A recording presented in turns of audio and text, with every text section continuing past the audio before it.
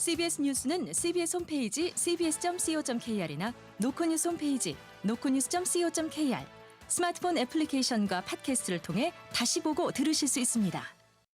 부산 소식입니다.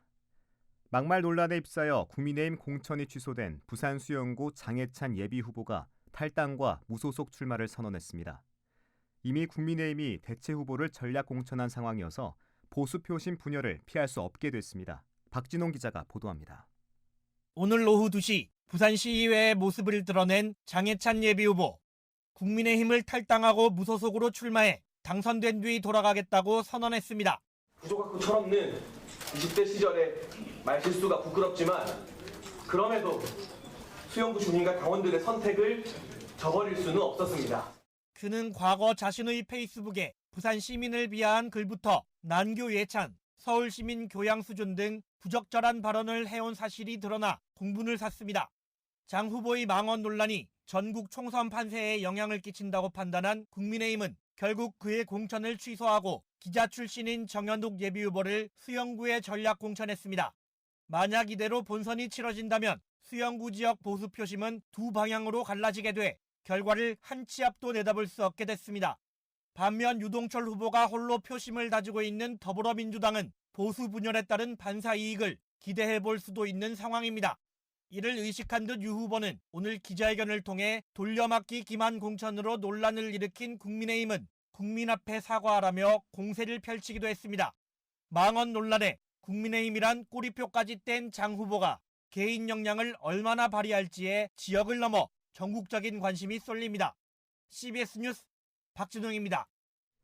부산 수영구 장해찬 예비후보의 공천을 취소한 국민의힘이 정현욱 예비후보를 전략 공천하자 더불어민주당이 돌려막기 막장 공천이라며 비판하고 나섰습니다. 민주당 부산시당은 오늘 성명을 통해 국민의힘과 대통령실이 서로 짜고 정현욱 후보를 들러리 세우고 도덕적으로 문제 있는 장해찬 후보를 무소속 당선시켜 복귀시키려는 막장 드라마를 찍고 있다고 맹비난했습니다. 그러면서 국민의힘이 부산 어느 지역구에나 후보만 공천하면 당선될 것처럼 아나무인 모습을 보이고 있다며 준엄한 심판에 직면할 거라고 경고했습니다. 르노코리아 자동차가 1,180억 원을 투자해 오는 2028년까지 부산에 미래차 생산기지를 구축합니다. 지역 내 자동차 관련 전후방 산업의 연계 발전이 기대됩니다. 박중석 기자입니다. 르노코리아 자동차가 부산 공장을 하이브리드와 전기차 등 미래차 생산기지로 탈바꿈시키기로 했습니다. 르노코리아는 올해부터 2028년까지 모두 1,180억 원을 투자해 부산 공장을 미래차 생산기지로 만들기 위한 설비 교체에 나섭니다. 이 과정에서 200명의 신규 일자리도 생길 것으로 예측됐습니다. 르노코리아는 이번 투자와 함께 자사의 하이브리드 자동차 신차 개발 생산 프로젝트인 오로라 프로젝트를 본격화할 전망입니다. 오로라 프로젝트에 투입되는 7천억 원에 더해 현재 본사와 협상을 진행 중인 전기차 생산까지 현실화한다면 최대 1조 5천억 원이 부산에 투자될 것으로 예상됩니다. 르노코리아는 이를 통해 부산 공장을 북미와 유럽으로의 수출을 위한 아시아 허브로 키울 수 있다고 자신했습니다. 스테판 드블레즈 르노코리아 자동차 대표입니다. 부산시의 협조와 저희의 경쟁력 강화를 위한 노력이 합쳐진다면 북미와 유럽 시장으로 수출을 위한 아시아 허브가 되는 데 있어서 크게 기여할 것이라고 생각합니다. 부산시도 오늘 르노코리아 자동차와 투자 양해각서를 체결하고 부산 공장 설비 개선에 최대한 협조하기로 약속했습니다. 시는 르노코리아 부산 공장이 미래차 생산기지로 거듭날 경우 지역 내 자동차 관련 전후방 산업이 연계 발전할 것으로 보고 지원을 아끼지 않는다는 방침입니다. CBS 뉴스 박충석입니다. 수년간 반복됐던 부산 오페라하우스 파사드 건립공법 논란이 시공사와 설계 용역회사 간 계약 논쟁으로 번지는 등 여진이 이어지고 있습니다. 보도에 정혜린 기자입니다. 철강회사인 NI스틸은 지난 2022년 3월 부산 오페라하우스 시공사인 HJ중공업과 파사드 설계 용역 계약을 맺었습니다. NI스틸은 계약에 따라 6개월 뒤 설계 도면을 완성해 제출했지만 용역비 5억 5천만 원을 2년 가까이 지난 현재까지 한 푼도 받지 못했다고 주장합니다. NI스틸 관계자입니다. 저희가 성과물을 다 제출을 했고 계약 기간이 2년이 다 돼가는데도 불구하고 단 1원도 받지 못한 상황이다 보니 이거는 누가 봐도 비상식적인 악의적인 행동으로밖에 보이지 않거든요. 반면 HJ중공업 측은 최종 설계 성과품이 회사와 발주처인 부산시의 검사에 불합격했다고 반박합니다. 용역비 지급 조건을 충족하지 못해 계약에 따라 지급이 보류된 상황이란 겁니다. HJ중공업 관계자입니다.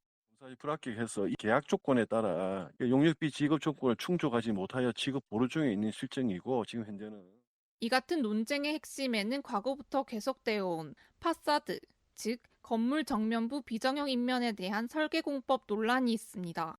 수년째 논란이 반복되자 부산시는 지난 2021년 설계안 콘테스트를 열었고 스마트노드 공법으로 공모에 선정된 NI스틸이 설계 용역을 맡게 됐습니다.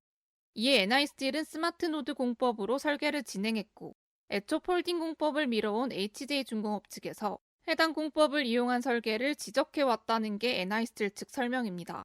수개월째 정산여비가 제자리 걸음인데다 두 회사 모두 쌍방 법적 대응까지 예고해 갈등이 극에 달하는 모습입니다. CBS 뉴스 정혜린입니다.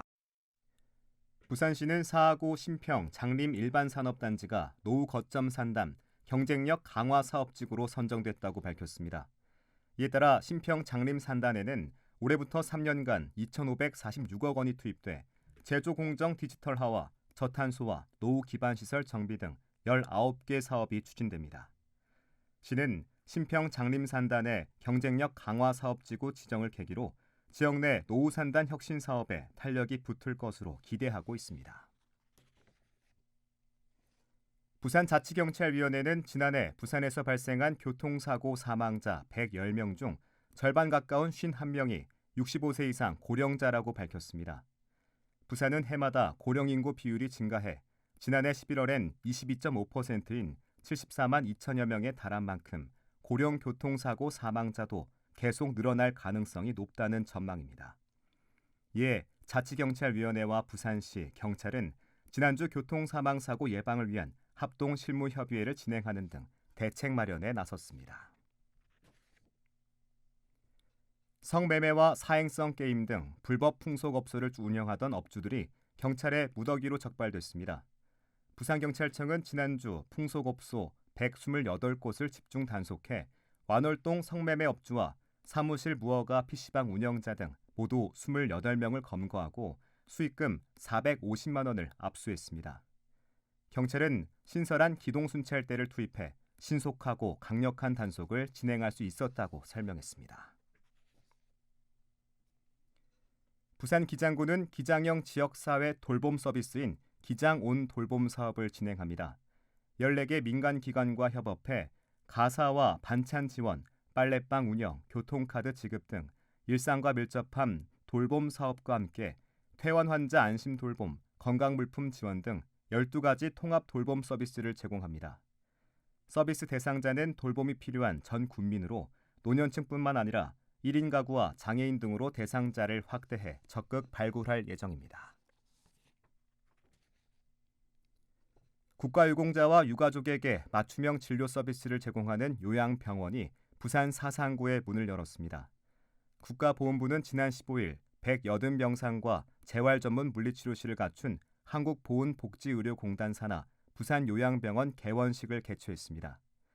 부산요양병원은 서울과 광주에 이어 전국에서 세 번째로 문을 연 보훈요양병원으로 국가유공자와 유가족에 전문 물리치료 등 맞춤 통합 의료를 제공할 예정입니다.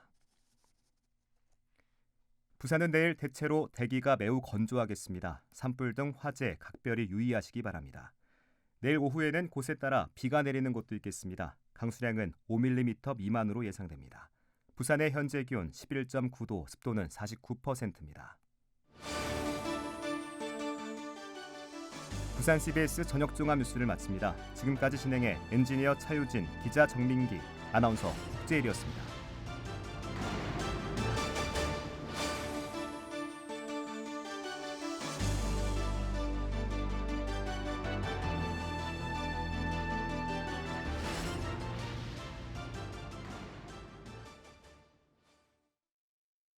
CBS